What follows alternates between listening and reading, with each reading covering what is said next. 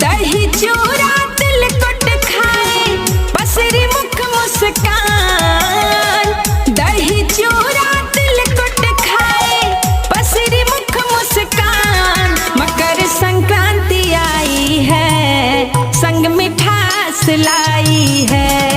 मकर संक्रांति आई है संग मिठास लाई है।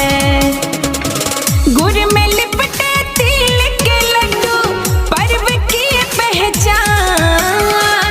गुड़ में लिपटे तिल के लड्डू पर्व की पहचान। मकर संक्रांति आई है संग मिठास लाई है।